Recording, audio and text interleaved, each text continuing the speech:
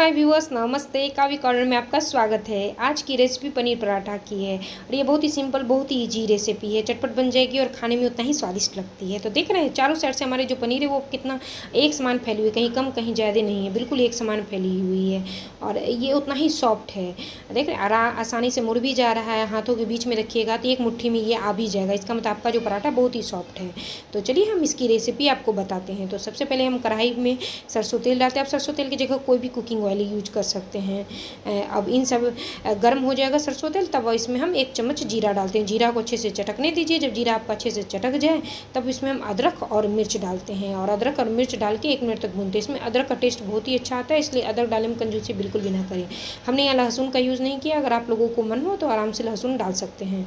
तो 1 मिनट भूनने के बाद इसमें हम 2 मीडियम साइज़ के प्याज को बारीक चॉप करने के बाद इसमें डाल देते हैं और इसे भी 1 से 2 मिनट तक बस इसका कच्चापन ख़त्म हो जाए, ताकि इसका क्रंच बना रहे। तो खाने में पराठा में बहुत अच्छा लगता है एक क्रंच प्याज का, तो इस वजह से। और 1 से 2 मिनट भूनने के बाद इसमें आधा चम्मच हम हल्दी पाउडर, आधा चम्मच हम काला मिर्च का पाउडर डाल देते हैं, आधा चम्मच हम काला नमक और आधा चम्मच हम सादा नमक डालते हैं। इसमें काला नमक और मिर्च पाउडर का टेस्ट बहुत ही अच्छा आता है, इसलिए काला नमक का ज़रूर यूज करें और काली मिर्च पाउडर का भी। अब इन सभी को हम 1 से 2 मिनट तक भून लेते हैं। इसमें हम पनीर मसाला ऐड करते हैं। पनीर मसाला जो है आपकी जो पनीर पराठा की जो मतलब मिश्रण है उसको, इसका जो टेस्ट होता है उसको बहुत इन्हेंस कर देता है। इसलिए आप जब भी आप पनीर पराठा बनाएं तो उसमें आप पनीर मसाला ज़रूर यूज करें। तो इसमें हम थोड़ा सा हम गरम मसाला यूज किए हैं और इन सभी को भून लेते हैं 1 से 2 मिनट के बाद। और देखिए यहाँ मैंने पनीर को अच्छे तरीके से ग्रेट कर लिया है और डाल देते हैं। ये जो पनीर है, मैं मलाई से जो घी निकालती हूँ उसके बाद जो उसमें जो दूध बचता है उसको फाड़ के मैंने पनीर बनाया। देखने में बिल्कुल भी नहीं लग रहा है कि नॉर्मल पनीर जैसा ही लगता है और खाने में भी उसका टेस्ट वैसा ही लगता है। और आप लोगों को इसकी रेसिपी चाहिए तो मुझे कमेंट सेक्शन में आके ज़रूर बताइएगा। इसकी रेसिपी मैं ज़रूर आप लोगों के साथ शेयर करूँगी। तो इन सभी को डाल के हम 1 से 2 मिनट तक अच्छे तरीके से भून लेते हैं। 1 से 2 मिनट भूनने के बाद इसमें हम 1 चम्मच कसूरी मेथी लेते हैं, उसे क्रश करके डाल देते हैं और मिला के अच्छे से फिर बंद कर देते हैं। बंद करने के बाद हमें धनिया का पत्ता डालते हैं ताकि इसका सुगंध जो है वो बरकरार रहे। पनीर यहाँ ज़्यादा नहीं भूनना है, नहीं तो बहुत टाइट हो जाएगा और खाने में दरदरा टाइप का लगेगा, इस वजह से। और इसे ठंडा होने के लिए रख दीजिए। ठंडा होने के बाद हम इसका पराठा बनाएंगे।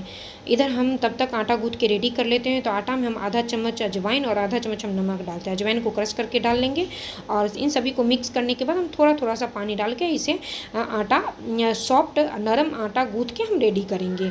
यहाँ 3 से 4 मिनट तक एकदम अच्छे तरीके से गूँथिए, क्योंकि गेहूँ का आटा को बहुत अच्छे तरीके से गूँथना पड़ता है, तब एकदम सॉफ्ट और चिकना हमारा डो रेडी होगा और उतना ही सॉफ्ट इसकी रोटी या पराठे बनेंगे। इसलिए 3 से 4 मिनट तक ज़रूर गूँथिए। और जब इस पर आप उंगली दीजिएगा तो उंगली देख रहे हैं, दबाने के बाद ये फिर से अपना शेप ले लेगा। इसका मतलब आपका जो आटा बहुत अच्छे से गूँथ के रेडी हुआ है। अब इसमें 1 चम्मच ऊपर से तेल डाल के अच्छे तरीके से मिक्स कर लेते हैं। इससे जो आपका पराठा लंबे समय तक सॉफ्ट रहेगा। इसे ढक के 15 मिनट तक रख दीजिए। 15 मिनट के बाद हम पराठा रेडी करेंगे। 15 मिनट के बाद अब हम देखते हैं, इधर हमने लोई बना के रख ली है, इधर हमारा पनीर का मिश्रण भी ठंडा हो चुका है। तो अब हम इन सभी लोई में पनीर का मिश्रण भर के रेडी कर लेते हैं पहले, और फिर हम बेल के पराठा बनाएंगे। तो हम पहले क्या करते हैं, दोनों हाथों के जो अंगूठे होते हैं उनको बीच में रखते हैं और चारों उंगलियों को पीछे रख के घुमाते जाते हैं और इसे एक कटोरी का शेप देते हैं आटे की लोई को।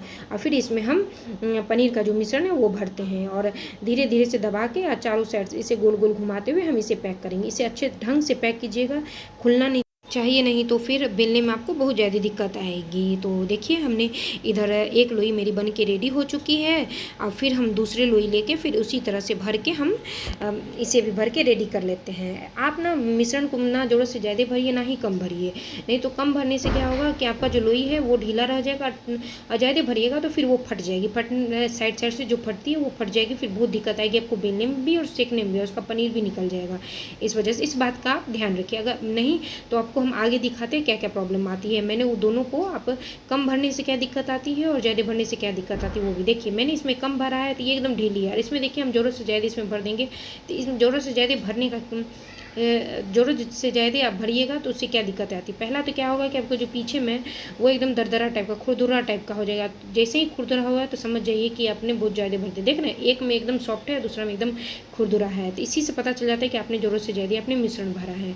इधर हमने सारी लोई में मिश्रण भर के रेडी कर दिया है। तो अब हम बेलने के लिए जाते हैं। थोड़ा सा हमारा पनीर का मिश्रण बच चुका है, यानी कि टोटल हमारे 9 से 10 पराठा बन जाता है इतना पनीर के मिश्रण में। तो देखिए अब हम इसे हाथों की सहायता से पहले गोल गोल घुमा के थोड़ा सा बड़ा कर लेते हैं और फिर इसे हम हल्के हाथों से बेलेंगे। आप चाहें तो इसी तरह से घुमा घुमा के इसे बड़ा भी कर सकते हैं अगर एक्सपीरियंस है तो, अगर नहीं है तो आराम से आप पराठा बेल लीजिए। इससे क्या होगा कि आपको अगर एक्सपीरियंस नहीं रहेगा तो बहुत टाइम लगेगा करने में।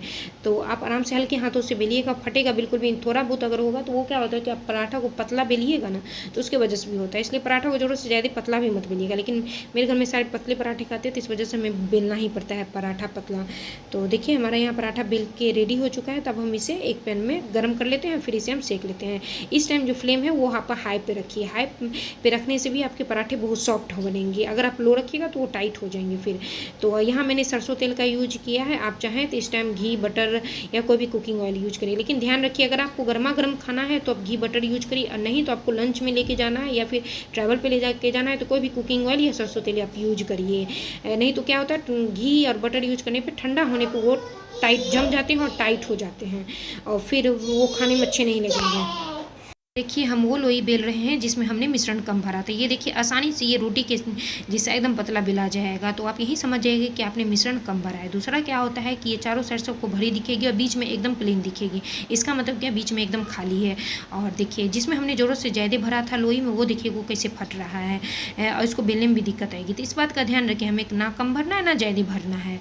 अब हम सारे पराठे को बेल के सेक लेते हैं अच्छे से, और देखिए हमारा पराठा फूलेगा भी आराम से। तो अगर आपको मेरी रेसिपी अच्छी लगी हो तो please like share and subscribe करिए। और इस पराठे को आप मिर्च वाले अचार के साथ खाइए या टमाटो केचप के साथ, बहुत ही अच्छे लगेंगे। Thank you so much.